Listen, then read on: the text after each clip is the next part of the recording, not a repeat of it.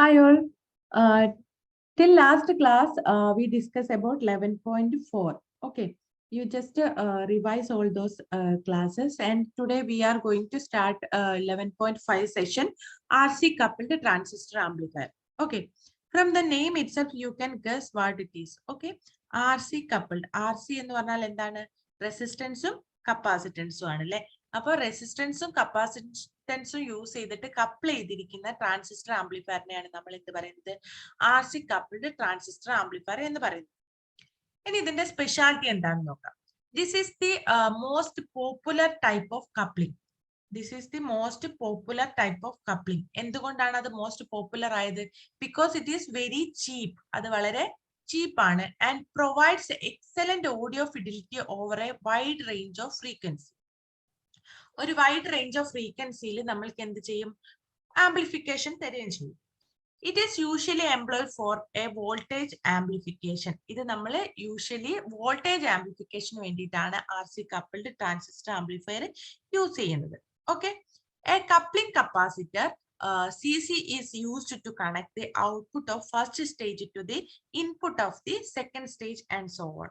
നമ്മൾ already discuss ചെയ്തതാണ് എന്താണ് കപ്പിൾഡ് ട്രാൻസിസ്റ്റർ ആംപ്ലിഫയർ എന്ന് പറയുന്നത്.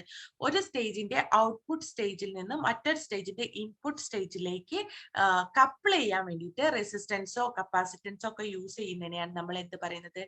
കപ്പിൾഡ് ട്രാൻസിസ്റ്റർ ആംപ്ലിഫയർ എന്ന് പറയുന്നത്. അപ്പൊ ഇവിടെ നമ്മൾ എന്താണ് യൂസ് ചെയ്തിരിക്കുന്നത്? A coupling capacitor CC is used to connect the output stage of first stage to the base. അടുത്തതിന്റെ ഇൻപുട്ട് എന്ന് പറയുന്നത് അടുത്ത ട്രാൻസിസ്റ്ററിന്റെ ബേസ് ആണ്. അതുകൊണ്ടാണ് കേട്ടോ ഇവിടെ ബേസ് എന്ന് പറഞ്ഞിരിക്കുന്നത്. Second stage and so on. ഇതിപ്പോ മൾട്ടി സ്റ്റേജ് ആണെന്ന് പറഞ്ഞാൽ രണ്ടോ അതിൽ കൂടുതലോ നിങ്ങൾക്ക് യൂട്ടിലൈസ് ചെയ്യാം. ഒരുപാട് ട്രാൻസിസ്റ്റർ ആംപ്ലിഫയേഴ്സ് നിങ്ങൾക്ക് യൂസ് ചെയ്യാം. അങ്ങനെ കൂട്ടി കൊണ്ടുപോവാം. ഇവിടെ നമ്മൾ രണ്ട് സ്റ്റേജ്, 2 സ്റ്റേജ് ആണ്. 2 സ്റ്റേജ് ട്രാൻസിസ്റ്റർ ആംപ്ലിഫയേഴ്സ് ആണ് നമ്മൾ യൂസ് ചെയ്തിരിക്കുന്നത്. അപ്പൊ ഇത് ഒരു ട്രാൻസിസ്റ്റർ ആണ്, ഇത് നെക്സ്റ്റ് ട്രാൻസിസ്റ്റർ ആണ്. ഈ ട്രാൻസിസ്റ്ററിന്റെ ബേസിലോട്ടാണ് ആദ്യം ഇൻപുട്ട് കൊടുത്തിരിക്കുന്നത്. ഇതിൽ നിന്ന് ആംപ്ലിഫിക്കേഷൻ ആയിട്ട് ഇതിന്റെ പുറത്തേക്ക് വരുന്ന ഔട്ട്പുട്ടിലേക്ക് വരുന്ന സിഗ്നലിനെ വീണ്ടും നെക്സ്റ്റ് സ്റ്റേജിന്റെ ബേസിലോട്ട്, അതായത് ഇൻപുട്ട് സ്റ്റേജിലോട്ട് കണക്ട് ചെയ്യാൻ വേണ്ടിയിട്ട് നമ്മൾ എന്ത് ഉപയോഗിച്ചിട്ടുണ്ട്? ഒരു കപ്ലിംഗ് കപ്പാസിറ്റർ യൂസ് ചെയ്തിട്ടുണ്ട്. ഇതിനെയാണ് നമ്മൾ എന്ത് പറയുന്നത്? RC കപ്പിൾഡ് ട്രാൻസിസ്റ്റർ ആംപ്ലിഫയർ എന്ന് പറയുന്നത്. A coupling capacitor CC is used to connect the output stage of the first stage to the base അല്ലെങ്കിൽ input of the second stage and so on. As the coupling from one stage to next is achieved by a coupling capacitor followed by a connection to a shunt resistor. ഇതൊരു shunt resistor ആണ്. RC എന്ന് പറയുന്നത് ഒരു shunt resistor ആണ്. അപ്പം ഇവിടെ coupling capacitor മാത്രമല്ല use ചെയ്തിട്ടല്ല നമ്മൾ എന്ത് അച്ചീവ് ചെയ്തിരിക്കുന്നത്? ആംപ്ലിഫിക്കേഷൻ അച്ചീവ് ചെയ്തിരിക്കുന്നത് followed by a shunt resistor. ഒരു ഷണ്ട് റെസിസ്റ്ററും കൂടെ ഉണ്ട്. അതുകൊണ്ടാണ് ഇവിടെ എന്ത് പറഞ്ഞിരിക്കുന്നത്? RC കപ്പിൾഡ് ആണെന്ന് പറഞ്ഞിരിക്കുന്നത്. As the coupling from one stage to next is achieved by a coupling capacitor followed by a connection to shunt resistor, therefore such amplifiers are called resistance capacitance coupled amplifier. എന്താണ്? Resistance capacitance coupled amplifier. അതുകൊണ്ടാണ് ഇതിനെ RC coupled amplifier എന്ന് പറഞ്ഞിരിക്കുന്നത്. മനസ്സിലായല്ലോ? I hope you understood. ഇനി next സ്റ്റേജിൽ എന്തൊക്കെയാണ് ഇതിന്റെ ഡീറ്റെയിൽസ് എന്ന് നോക്കാം. ഇവിടെ നിങ്ങൾക്ക് എന്താണ് ഓൾറെഡി കണക്ഷൻ ഉണ്ട് കേട്ടോ. ഇവിടുന്ന് ഇവിടേക്കും ഇവിടുന്ന് ഇവിടേക്കും. ഈ ഒരു ഫിഗർ ഞാൻ കോപ്പി ചെയ്ത് ഇതിലേക്ക് ഇട്ടപ്പോൾ ഇല്ലാതെ പോയതാണ്. ഓക്കെ, നിങ്ങൾ അതൊരു ടെക്സ്റ്റ് ബുക്കിലെ ഫിഗർ 11.9 നോക്കിയിട്ട് വേണം നിങ്ങൾ ആ ഒരു ഫിഗർ വരച്ചു പഠിക്കാൻ കേട്ടോ. The resistance R1 and R2 and RE form the biasing and stabilization network. ഇവിടെ R1 എന്ന് പറഞ്ഞിട്ടും R2 എന്ന് പറഞ്ഞിട്ടും ഒരു RE എന്ന് പറഞ്ഞിട്ടുള്ള 3 റെസിസ്റ്റേഴ്സ് കൂടി കൊടുത്തിട്ടുണ്ട്. ഈ റെസിസ്റ്റൻസ് ആണ് ബയാസിംഗും സ്റ്റെബിലൈസേഷൻ നെറ്റ്വർക്കും ആയിട്ട് ആക്ട് ചെയ്യുന്നത്. Okay, the emitter bypass capacitor offers low reactance path to the signals. ഇവിടെ എമിറ്റർ ബൈപ്പാസ് കപ്പാസിറ്റർ എന്ന് പറയുന്നത് ഏതാണ്? ഇതാണ് എമിറ്റർ. ഇവിടെ എമിറ്റർ ഉണ്ട്, അതേപോലെ തന്നെ ഒരു ബൈപ്പാസ് കപ്പാസിറ്റർ ഉണ്ട്. CE എന്ന് പറഞ്ഞിട്ട് ഒരു ബൈപ്പാസ് കപ്പാസിറ്റർ ഉണ്ട്. The emitter bypass capacitor offers a low reactance path to the signals. അതെന്ത് ചെയ്യുന്നുണ്ട്? ഒരു ലോ റിയാക്ടൻസ് പാത്ത് കൊടുക്കുന്നുണ്ട്. ഒരുപാട് അധികം റിയാക്ടൻസ് ഉണ്ടെങ്കിൽ അവിടെ തന്നെ ആംപ്ലിഫിക്കേഷൻ നടക്കുന്നുണ്ടെങ്കിൽ നമ്മൾക്ക് സിഗ്നൽ ഈ വോൾട്ടേജ് ആംപ്ലിഫിക്കേഷൻ ഒക്കെ മിസ് ആവാൻ സാധ്യതയുണ്ട്. അപ്പോൾ the emitter bypass capacitor offers എന്താണ്? Low reactance path to the signals. Okay. Without it, the voltage gain of each stage would be lost.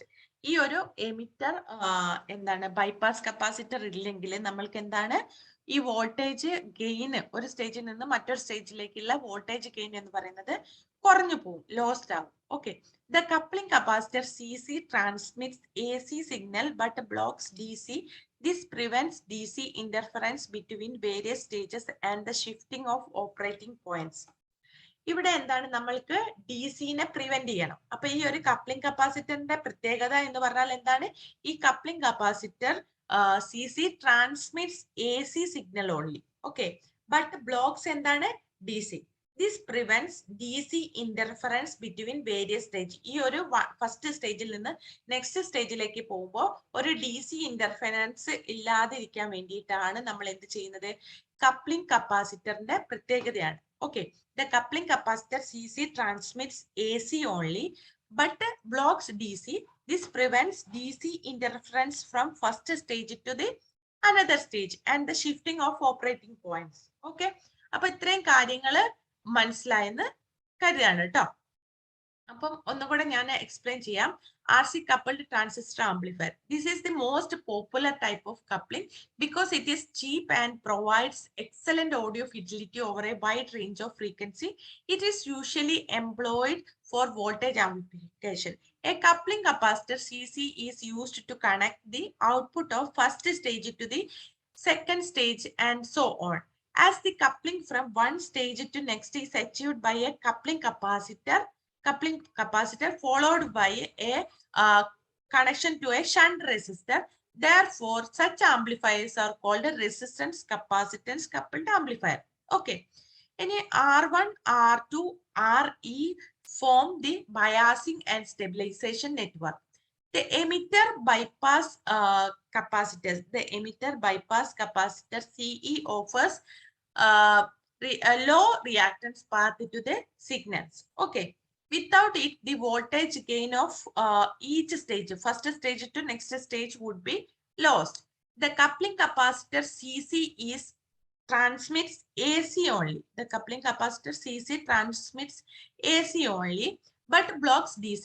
This prevents DC interference between the various stages of the transistor amplifier and the shifting of operating points. Okay. ഇനി നമ്മൾ next പാർട്ടിലേക്ക് പോവാം.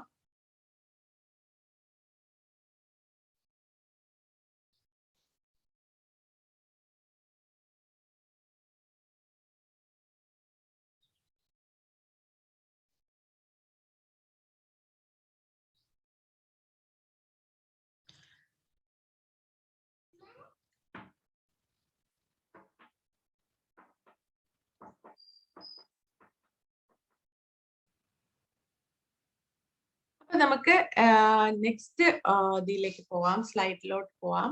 അപ്പൊ ഇതിൽ എന്താണ് പറഞ്ഞിരിക്കുന്നത്? Operations ആണ് കേട്ടോ. Operation. When AC signal is applied to the base of the first transistor, it appears in the amplified form across its collector load RC. എന്താണെന്ന് മനസ്സിലായോ? നമ്മളൊരു AC സിഗ്നൽ, നമുക്ക് ഒരു വോൾട്ടേജ് ആംപ്ലിഫിക്കേഷൻ ആണ് കിട്ടേണ്ടത്. അപ്പോൾ ഒരു AC സിഗ്നലിനെ നമ്മൾ എന്ത് ചെയ്യും? ഫസ്റ്റ് ട്രാൻസിസ്റ്ററിന്റെ ബേസിലോട്ട് കൊടുക്കും. It appears in the amplified form across it's collector load RC. അതിന്റെ കളക്ടർ ലോഡിലേക്ക് RCന്റെ അടുത്തേക്ക് നമുക്ക് എന്ത് കിട്ടും? ആംപ്ലിഫൈഡ് ഫോമില് ഈ ഒരു സിഗ്നൽ, നമ്മൾ കൊടുത്ത സിഗ്നൽ കിട്ടും. The amplified signal developed across RC is given to base of next stage through coupling capacitor CC. If you already draw the diagram, you can easily understand. Okay, നമ്മൾ ആദ്യം തന്നെ ഒരു coupling കപ്പാസിറ്ററിൽ ഈ ഒരു CN ഇൻപുട്ട് നമ്മൾ കൊടുക്കാൻ, signal ഏത് സിഗ്നൽ ആണോ നമ്മൾക്ക് ആംപ്ലിഫൈ ചെയ്യേണ്ടത് ആ ഒരു സിഗ്നൽ AC സിഗ്നൽ നമ്മൾ കൊടുക്കുന്നു. അത് ഇതിന്റെ ബേസിലോട്ടാണ് കൊടുത്തിരിക്കുന്നത് അല്ലെ. ഇവിടുന്ന് ഈ ഒരു ട്രാൻസിസ്റ്ററിനെ ആംപ്ലിഫൈ ആയിട്ട് അത് ഈ ഒരു ആർ സി ഈ ഒരു കളക്ടറിന്റെ അക്രോസ് ആയിട്ടുള്ള ആർ സിയിലേക്ക് നമ്മൾക്ക് എന്ത് കിട്ടും? ഫസ്റ്റ് സ്റ്റേജിന്റെ ഔട്ട്പുട്ട് ആംപ്ലിഫൈഡ് ആയിട്ടുള്ള സിഗ്നൽ കിട്ടും. ഈ ഒരു സിഗ്നൽ വീണ്ടും C C through C C ആണ് നമ്മൾ എന്ത് ചെയ്യുന്നത്? സെക്കൻഡ് സ്റ്റേജിന്റെ ബേസിലോട്ട് ഇൻപുട്ട് ആയിട്ട് കൊടുക്കുന്നു. ഫസ്റ്റ് സ്റ്റേജിൽ നിന്ന് ആംപ്ലിഫൈഡ് ആയിട്ട് കിട്ടിയിരിക്കുന്ന ഔട്ട്പുട്ടിനെ നമ്മൾ നെക്സ്റ്റ് സ്റ്റേജിന്റെ ബേസിലോട്ട് ഇൻപുട്ട് ആയിട്ട് കൊടുക്കും. അത്രയും കാര്യങ്ങൾ ഈ ഒരു ഫിഗർ വെച്ചിട്ട് വേണം നിങ്ങൾ ഇത് പഠിക്കാൻ കേട്ടോ. When AC signal is applied to the base of the first transistor, it appears in the amplified form across its collector load RC. Okay. The amplified signal developed across RC is given to base of next stage through coupling capacitor CC. Coupling capacitor വഴിയാണ് നമ്മൾ next സ്റ്റേജിലോട്ട് നമ്മൾ എന്ത് കൊടുക്കുന്നത്? Signal കൊടുക്കുന്നത്.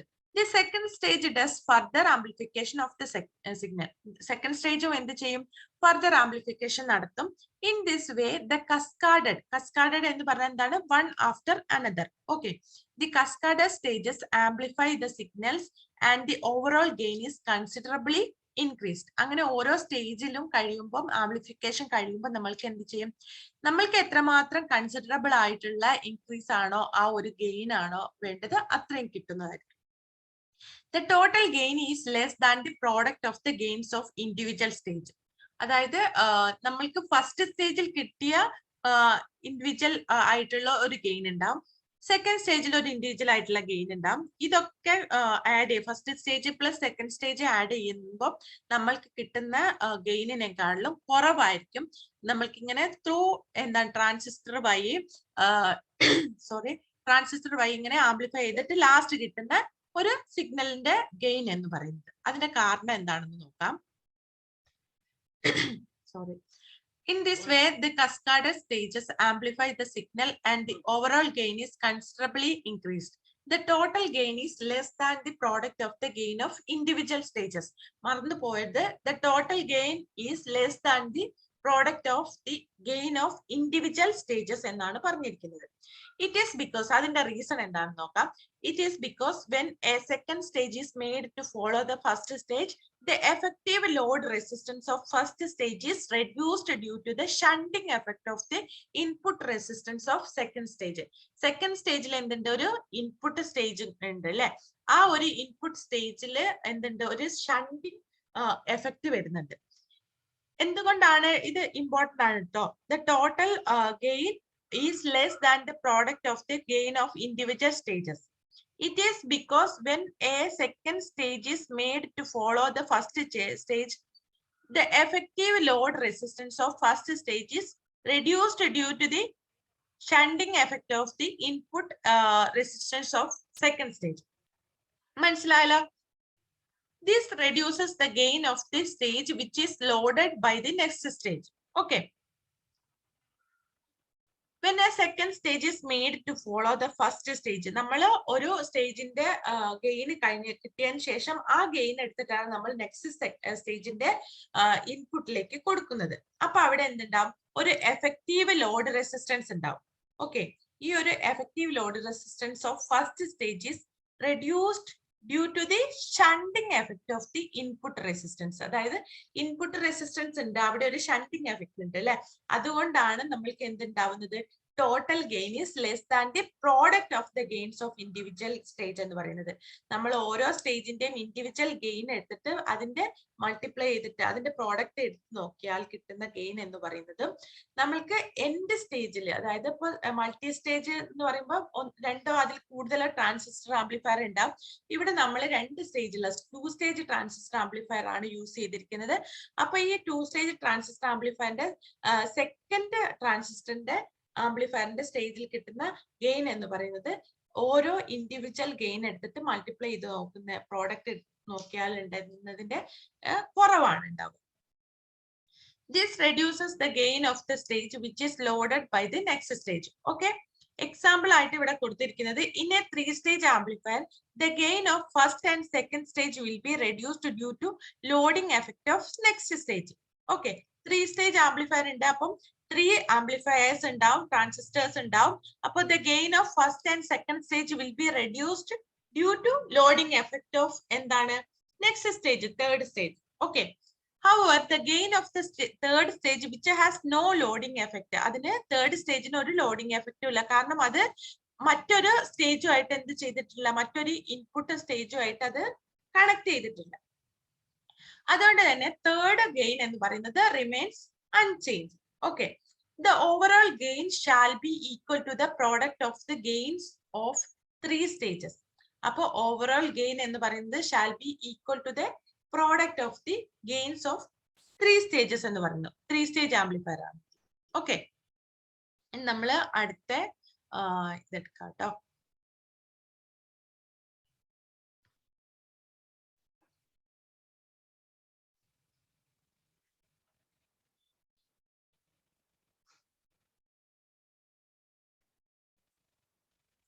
അപ്പൊ next stage, next ഇതെന്ന് പറയുന്നത് ഇതിന്റെ ഫ്രീക്വൻസി റെസ്പോൺസ് ആണ്. Figure 11.10 shows the frequency response of A typical RC coupled amplifier. RC coupled ആംപ്ലിഫയറിന്റെ ഒരു ഫ്രീക്വൻസി റെസ്പോൺസ് കർവ് ആണ് നിങ്ങൾ ഇവിടെ കാണുന്നത്. വോൾട്ടേജ് ഗെയിനും ഇവിടെ അതിന്റെ ഫ്രീക്വൻസി ആണ് കേട്ടോ. അപ്പൊ ഈ ഫിഗർ 11.10 ഒന്ന് നിങ്ങൾ എടുത്തു നോക്കണേ. It is clear that voltage gain drops off at low frequencies.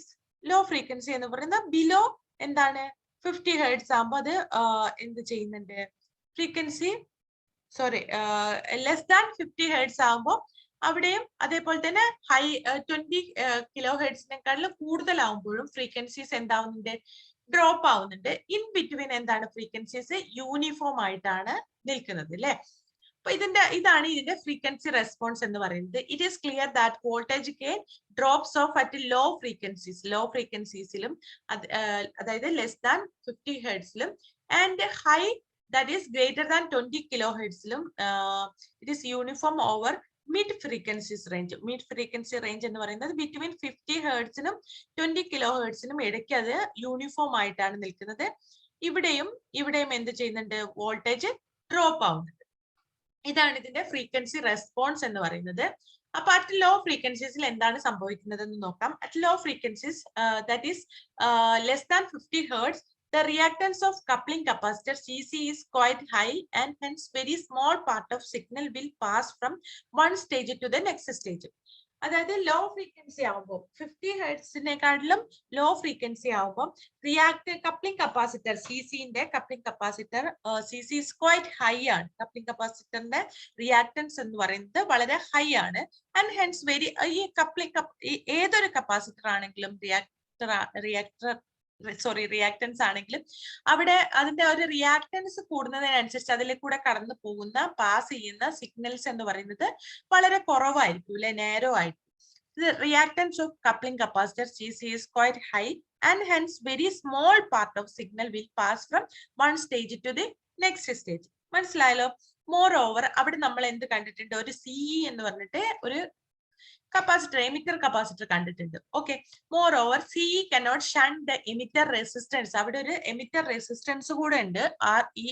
അതിനെ നന്നായിട്ട് ആ ഒരു എന്താണ്, CE cannot shunt the emitter resistance RE effectively because of its large reactance at low frequencies. അതായത് ഈ ഒരു ഷണ്ട് റെസിസ്റ്റർ ഉണ്ട് അവിടെ, RE എന്ന് പറഞ്ഞിട്ട്. ഈ ഷണ്ട് റെസിസ്റ്റൻസിന് large reactance to low frequencies ആണ്. ബിലോ 50 ഹെർട്സ് ഫ്രീക്വൻസീസിനോട് ഈ ഒരു എമിറ്റർ റെസിസ്റ്റൻസ് REക്ക് വളരെയധികം എന്താണ് റിയാക്ടൻസ് ഉണ്ടാവും. അതുകൊണ്ടാണ് കേട്ടോ. These two factors causes a falling of voltage gain at low frequencies. അപ്പം അതിന്റെ റീസൺ മനസ്സിലായല്ലോ. Why at low frequencies this voltage gain is എന്താണ് falling off. There are two reasons. First reason is the reactance of coupling capacitor CC is very high and hence very small part of signal will pass from one stage to the next stage. Second reason is CE cannot shunt the emitter resistance RE effectively because of its large reactance at low frequencies. These two factors causes falling of voltage gain at low frequencies. വളരെ easy ആണ്. നിങ്ങൾ ഈ ഒരു figure ഒക്കെ വരച്ചിട്ട് വേണം ഇത് പഠിക്കാൻ വേണ്ടിയിട്ട്. At a high frequencies that is greater than 20 kilohertz ആണെങ്കിൽ what will happen? The reactance of CC is very small and its behavior as a short circuit. അപ്പം the reactance of CC is very small at greater frequencies. 20 kilohertz ഒക്കെ ഉള്ള high frequencies ആകുമ്പോൾ CC is very small ആയിരിക്കും അതിന്റെ reactance എന്ന് പറയുന്നത്, and it behaves as a short circuit. അതൊരു short circuit ആയിട്ട് behave ചെയ്യുന്നു. This increases the loading effect of next stage and serves to reduce the voltage gain. അപ്പം ഈ ഒരു ബിഹേവിയർ, ഈ ഒരു സിസിന്റെ കപ്ലിംഗ് കപ്പാസിറ്ററിന്റെ ഈ ഒരു ബിഹേവിയർ എന്ന് പറയുന്നത് increases the loading effect of next stage. അടുത്ത മൾട്ടി സ്റ്റേജ് ആകുമ്പോൾ ഒരു സ്റ്റേജ് ഉണ്ടാവും, ഒരു സ്റ്റേജ് ട്രാൻസിസ്റ്റർ ഉണ്ടാവും, നെക്സ്റ്റ് സ്റ്റേജ് ട്രാൻസിസ്റ്റർ ഉണ്ടാവും, അങ്ങനെയാണ് നമ്മൾ പറഞ്ഞിരിക്കുന്നത് അല്ലെ. അപ്പം this increases the loading effect of next stage and serves to reduce the voltage gain. Okay. Moreover, at high frequencies, capacitive reactance of base emitter junction is low, which increases the base current. അപ്പം high frequency ആകുമ്പോൾ capacitive reactance of base emitter junction is low. ഇത് already നിങ്ങൾ പഠിച്ചിട്ടുണ്ടാവും. Capacitive reactance of base emitter junction is very low at high frequencies, which increases the base current. അവിടെയുള്ള base current increase ചെയ്യുകയും ചെയ്യും. This reduces the current amplification factor beta. അവിടെ ഒരു current amplification factor beta എന്ന് പറഞ്ഞിട്ടുള്ള അതിനെ reduce ചെയ്യുന്നു. Due to these two reasons, the voltage gain drops off at high frequencies. Now you understood at low frequencies and at high frequencies why this voltage gain is drop off. Okay. അപ്പം at low frequencies there are two reasons, and at high frequencies also there are two reasons. You just study that. Okay. ഇനി next സ്ലൈഡിൽ നമ്മൾക്ക് പഠിക്കാനുള്ളത് എന്താണ് mid ഫ്രീക്വൻസീസിൽ സംഭവിച്ചിരിക്കുന്നത്.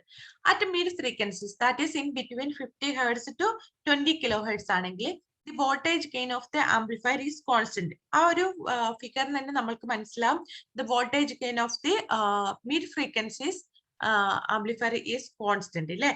The effect of coupling capacitor in this frequency range such as so as to maintain a uniform voltage gain. ഈ ഒരു coupling കപ്പാസിറ്ററിന്റെ ഒരു എഫക്ട് എന്ന് പറയുന്നത് ഇത്തരം ഒരു ഫ്രീക്വൻസി റേഞ്ചിൽ, അതായത് in between 50 hertz and 20 above 20 kilo hertz, in between 50 hertz and 20 kilo hertz maintain a uniform voltage gain ആണ്. Thus, as the frequency increases in the range, reactance of CC decreases, which tends to increase the gain. ഓക്കെ, frequency increase ചെയ്യുന്നതിനനുസരിച്ച് എന്താണ് reactance of C C എന്ന് പറയുന്നത് decrease ചെയ്തുകൊണ്ടേയിരിക്കും. That tends to increase the gain. അങ്ങനെ അവിടെയുള്ള ഒരു ഗെയിന് ഇൻക്രീസ് ആവും. However, at the same time, lower reactance means higher loading of first stage and hence lower gain. നമുക്ക് ഓൾറെഡി അറിയാം ലോവർ റിയാക്ടൻസ് എന്ന് പറഞ്ഞാൽ ഹയർ ലോഡിംഗ് ആയിരിക്കും, ഫസ്റ്റ് സ്റ്റേജിന്റെ ഹയർ ലോഡിംഗ് ആയിരിക്കും, ആൻഡ് ഹെൻസ് നമ്മൾക്ക് എന്താണ് gain reduce out, lower gain ആയിരിക്കും കിട്ടുക. These two factors almost cancel each other, resulting in a uniform gain at mid frequency. Okay, അപ്പൊ ഇവിടെ ഒരു വോൾട്ടേജ് ഗെയിന് ഇൻക്രീസ് ആവുകയും ചെയ്യുന്നുണ്ട്, പക്ഷേ അതേ സമയം തന്നെ വോൾട്ടേജ് എന്താണ് ഗെയിന് ലോവർ ആവുകയും ചെയ്യുന്നുണ്ട്. ഇത് രണ്ടും എന്താവും മ്യൂച്വലി ക്യാൻസൽ ഔട്ട് ആവും. എന്നിട്ട് മിഡ് ഫ്രീക്വൻസീസിലെ ഒരു എന്താ യൂണിഫോം ആയിട്ടുള്ള ഒരു ഗെയിൻ ആണ് നമ്മൾക്ക് കിട്ടുന്നത്. ഇമ്പോർട്ടന്റ് ആയിട്ടുള്ള കാര്യം എന്ന് പറയുന്നത് എന്താണ്, the voltage gain of the amplifier is constant. The effect of coupling capacitor in this frequency ranges such as to maintain a uniform voltage gain. Coupling capacitor ആണ് ഇതിന്റെ റീസൺ. ഈ ഒരു കപ്ലിംഗ് കപ്പാസിറ്റർ എന്തൊക്കെ കാര്യങ്ങളാണ് ചെയ്തിരിക്കുന്നത്? Next two factors are important. As the frequency increase ചെയ്യുമ്പോൾ in the range reactance of C C decreases. Reactance coupling capacitor reactance decrease ആവുക എന്ന് പറഞ്ഞാൽ അവിടെ ഒരു ഇൻക്രീസ് ആയിട്ടുള്ള ഗെയിൻ ഉണ്ടാവും. അതേസമയം തന്നെ lower reactance means higher loading of first stage ആണ് അല്ലെ. അപ്പൊ അവിടെ എന്താവും ലോവർ ആയിട്ടുള്ള ഒരു ഗെയിൻ ആണ് ഉണ്ടാവും. These two factors almost cancel each other and resulting in a uniform gain at mid frequency. I hope you understood. ഇനി ഇതിന്റെ അഡ്വാൻറ്റേജും ഡിസഡ്വാൻറ്റേജും ആണ് പഠിക്കേണ്ടത്. അപ്പൊ എല്ലാ കപ്പാസിറ്റർ ഈ ആംപ്ലിഫയർ സ്റ്റേജ് എടുത്ത് നോക്കിയാൽ നിങ്ങൾ ആദ്യം അതിന്റെ എന്താണ് സർക്യൂട്ട് വരച്ച് പഠിക്കുക, അതിനുശേഷം അതിന്റെ ഡെഫിനിഷൻ പഠിക്കുക, അതിനുശേഷം അതിന്റെ പ്രത്യേകതകൾ എന്തൊക്കെയാണ് സംഭവിക്കുന്നതെന്ന് പഠിക്കുക. അടുത്തത് അതിന്റെ ഫ്രീക്വൻസി റെസ്പോൺസ് കർവിനെ കുറിച്ചാണ് പഠിക്കേണ്ടത്. നെക്സ്റ്റ് അതിന്റെ അഡ്വാൻറ്റേജും ഡിസഡ്വാൻറ്റേജും. ഇത്തരത്തിലാണ് നിങ്ങൾ ആ ഒരു ആൻസർ സെറ്റ് ചെയ്യേണ്ടത് കേട്ടോ. അപ്പൊ അഡ്വാൻറ്റേജസ് എന്ന് പറയുന്നത് it has excellent frequency response ഉണ്ട്. The gain is constant over the audio frequency range which is the region of most important for speech and music, etc. നമ്മൾ ഓഡിയോ ഫ്രീക്വൻസി റേഞ്ചിലാണ് നമ്മൾക്ക് എന്ത് വേണ്ടത്, ഗെയിൻ കോൺസ്റ്റന്റ് ആയി കിട്ടേണ്ടത്. ആ ഒരു ഓഡിയോ ഫ്രീക്വൻസി എന്ന് പറയുന്നത് നമ്മൾക്ക് എന്താണ്, സ്പീച്ചിനും മ്യൂസിക്കിനും ഒക്കെ നമ്മൾ യൂട്ടിലൈസ് ചെയ്യുന്നതാണ്. First advantage is it has excellent frequency responses. The gain is constant over the audio frequency range, which is the region of most important for speech, music, etc. It has lower cost since it employs resistors and capacitors which are cheap. എപ്പോഴും അഡ്വാൻറ്റേജിൽ important ആയിട്ട് കൊടുക്കേണ്ടത് അതിന്റെ frequency റെസ്പോൺസിന്റെ important ആണ്. Second ആയിട്ട് അതിന്റെ cost effective ആണോ എന്നുള്ളതാണ്. It has lower cost. എന്തുകൊണ്ടാണ് ലോവർ കോസ്റ്റ് ആയത്? Because it employs resistors and capacitors which are very cheap. Okay. Third advantage is the circuit is very compact. എന്തുകൊണ്ടാണ് ഈ ഒരു സർക്യൂട്ട് കോമ്പാക്ട് ആണ്, വളരെ ചെറുതാണെന്ന് പറയുന്നത്? As the modern resistors and capacitors are very small and extremely light. നമ്മുടെ modern ആയിട്ട് ഉണ്ടാക്കിയെടുത്തിരിക്കുന്ന റെസിസ്റ്റേഴ്സും കപ്പാസിറ്റേഴ്സും ഒക്കെ എന്താണ്, എക്സ്ട്രീംലി ലൈറ്റ് വെയിറ്റും ആണ്, സ്മോളും ആണ്. അതുകൊണ്ട് തന്നെ the circuit is very compact ആണ്. ഇനി അതിന്റെ ഡിസ്അഡ്വാൻറ്റേജസ് എന്തൊക്കെയാണെന്ന് നോക്കാം. The RC coupled amplifiers have low voltage and power gain. RC coupled amplifiers in low voltage gain and power gain on. It is because the low resistance presented by the input of each stage to the preceding stage decreases the effective load resistance and hence the gain. അപ്പം ഇതിലുള്ള law resistance input സ്റ്റേജിൽ നിന്ന് മറ്റൊരു സ്റ്റേജിന്റെ preceding ആയിട്ടുള്ള സ്റ്റേജിലേക്ക് കൊടുക്കുമ്പോൾ അവിടെ ഉണ്ടാവുന്ന ആ ഒരു ലോ റെസിസ്റ്റൻസ് കൊണ്ട് നമ്മൾക്ക് എന്താണ്, എഫക്റ്റീവ് ലോഡ് റെസിസ്റ്റൻസ് എന്ന് പറയുന്നത് വളരെ ചെറുതായിരിക്കും. എഫക്റ്റീവ് ലോഡ് റെസിസ്റ്റൻസ് എന്ന് പറയുന്നത് 3 സ്റ്റേജിന്റെയും റെസിസ്റ്റൻസ് കൂട്ടിയിട്ടുള്ളത്. ആ ഒരു എഫക്റ്റീവ് ലോഡ് റെസിസ്റ്റൻസ് എന്ന് പറയുന്നത് വളരെ കുറവായതുകൊണ്ട് തന്നെ ഗെയിനും കുറവായിരിക്കും. അതായത് വോൾട്ടേജ് ഗെയിൻ ആയിക്കോട്ടെ പവർ ഗെയിൻ ആയിക്കോട്ടെ, it is very low. Because എന്താണ്, the low resistance presented by the input of each stage to the preceding stage decreases the effective load resistance and hence the gain. Okay. They have the tendency to become noisy with age, particularly in moist climate. Moist climate, വളരെ എന്താണ്, തണുത്ത കാലാവസ്ഥയിലൊക്കെ, moist ആയിട്ടുള്ള atmospheric moist ഒക്കെ ഉള്ള ക്ലൈമറ്റിലും അതേപോലെ തന്നെ വളരെ noisy ആവാൻ, സൗണ്ട് ഉണ്ടാവാൻ കാരണമാവും അറ്റ് ഏജസ്. അതായത് അത് കൂടുതൽ വർഷങ്ങൾ ഉപയോഗിക്കുമ്പോൾ it become very noisy and particularly in moist climates. ഇനി അടുത്തതായിട്ട് അതിന്റെ ഡിസ്അഡ്വാൻറ്റേജസ് എന്ന് പറയുന്നത് ഇംപിഡൻസ് മാച്ചിങ് ഇസ് പുവർ ആണ്. It is because the output impedance of RC coupled amplifier is several hundred ohms, whereas the input impedance of a speaker is only a few ohms. RC coupled amplifier ന്റെ output impedance എന്ന് പറയുന്നത് several hundred ohms ആണ്. അതായത് 100 ohms അല്ലെങ്കിൽ 200 ohms, അങ്ങനെ 500 ohms അത്തരത്തിലായിരിക്കും. whereas the input impedance of a speaker, അപ്പൊ അടുത്ത stage എന്ന് പറയുന്നത് സ്പീക്കർ ആയിരിക്കും അല്ലെ, അതിന്റെ ഇൻപുട്ട് ഇംപിഡൻസ് എന്ന് പറയുന്നത് വളരെ കുറഞ്ഞ ഓംസ് ആയിരിക്കും, ഫ്യൂ ഓംസ്, 5 ohms 6 ohms അങ്ങനെയായിരിക്കും. hence little power will be transferred to the speaker. അതുകൊണ്ട് തന്നെ ഒരു സ്റ്റേജിൽ നിന്ന് മറ്റൊരു സ്റ്റേജിലെ സ്പീക്കറിലേക്ക് എന്താണ്, പവർ ട്രാൻസ്ഫർ എന്ന് പറയുന്നത് വളരെ കുറവായിരിക്കും. അപ്പം impedance matching is very pure. എന്താണ് അതിന്റെ കാരണം? It is because the output impedance of RC coupled amplifier is several hundred ohms, while the input impedance of speaker is only few ohms. Hence a little power will be transferred to the speaker. Okay. അപ്പൊ ഇത്രയും കാര്യങ്ങൾ അഡ്വാൻറ്റേജും ഡിസ്അഡ്വാൻറ്റേജും മനസ്സിലായി എന്ന് കരുതുന്നു. അടുത്തതിന്റെ applications ആണ് കേട്ടോ. The RC coupled amplifier have excellent audio fidelity over a wide range of frequency. ഇത് നമ്മൾ ഓൾറെഡി അതിന്റെ അഡ്വാൻറ്റേജസിൽ പറഞ്ഞിട്ടുണ്ട്. Therefore, they are widely used as voltage amplifiers. Example, in the initial stage of public address system. നമ്മൾ public address systems ഒക്കെ ഉണ്ടാവില്ലേ, mic set അങ്ങനത്തെ സംഭവമൊക്കെ, അതിലൊക്കെ നമ്മൾ എന്ത് ചെയ്യും, വോൾട്ടേജ് ആംപ്ലിഫയർ ആയിട്ട് ഈ ഒരു RC coupled ആംപ്ലിഫയറിനെയാണ് യൂട്ടിലൈസ് ചെയ്യുന്നത്. If other type of coupling, that is example transformer coupling, is employed in the initial stage, this results in frequency distortion which may be amplified in next stage. അപ്പൊ ഇവിടെ നമ്മൾ coupling capacitor ആയിട്ട് കപ്പാസിറ്ററും റെസിസ്റ്ററും അല്ലാതെ transformer coupling ആണ് ഉപയോഗിച്ചതെങ്കിൽ, it employed in the initial സ്റ്റേജിൽ നമ്മൾ അത് യൂസ് ചെയ്തിട്ടുണ്ടെങ്കിൽ this results in frequency distortion ഉണ്ടാക്കും. അതോടൊപ്പം തന്നെ which may be amplified in next stage. അടുത്ത സ്റ്റേജ് ആകുമ്പോഴേക്കും അത് ആംപ്ലിഫൈ ചെയ്തിട്ട് ആ ഒരു ഡിസ്റ്റോർഷൻ വളരെ കൂടുതലായിട്ട് നമുക്ക് എഫക്ട് ചെയ്യുകയും ചെയ്യും. അപ്പം ട്രാൻസ്ഫോമർ കപ്ലിംഗ് എന്തുകൊണ്ടാണ് യൂസ് ചെയ്യാതെ? Why we didn't use transformer coupling എന്നുള്ളതിന്റെ ആൻസർ ആണ് കേട്ടോ അത്. Because of poor impedance matching, RC coupling is rarely used in final stage. നമ്മൾ ഫൈനൽ സ്റ്റേജസിൽ ഈ ഒരു RC കപ്ലിംഗ് യൂസ് ചെയ്യാറില്ല. കാരണം poor impedance matching ആണ്. നമ്മൾ ഓൾറെഡി ഡിസ്കസ് ചെയ്തു എന്തുകൊണ്ടാണ് അവിടെ ഒരു poor impedance matching വരുന്നത് എന്നുള്ളത്. When there is an even number of cascaded stages, 2, 4, 6, etc., the output signal is not inverted from the input.